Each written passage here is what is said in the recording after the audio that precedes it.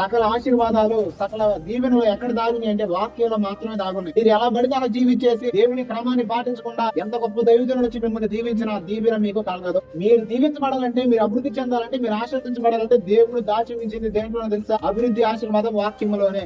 దావీదు ఎందుకు ఆశీర్వదించబడ్డాడు? భక్తులైన వారందరి జీవితాల్లో వారు దీవించబడ్డారంటే కారణం వాక్యానుసారమైన జీవితం. అసలు ముందు వాక్యానుసారమైన జీవితం జీవితాలంటే అసలు ఆ వాక్యం తెలియాలి కదా. మీరు తెనాలి, బైక్ ఉంది మీ దగ్గర, లేదా కారు ఉంది, మీరు తెనాలంటే మీకు ఏం తెలియాలి? దారి తెలియాలి. ఇప్పుడు ఆ దారి వెళ్ళిపోయి తెనాలంటే మీరు అలాగే ఆశీర్వాదం వైపు మీరు నడవాలంటే, అభివృద్ధి వైపు మీరు నడవాలంటే, దేవుడి వాక్యానుసారమైన జీవితాన్ని మీరు కలిగి ఉండాలంటే ఇక్కడ బోధించబడే మాటలు సరిపోవు. ఖచ్చితంగా మీరు వాక్యానుసారమైన జీవితాన్ని జీవించాలంటే మీరు ఖచ్చితంగా వాక్యాన్ని ఎరిగి చదివి ధ్యానించే వారిగా ఉండాలి.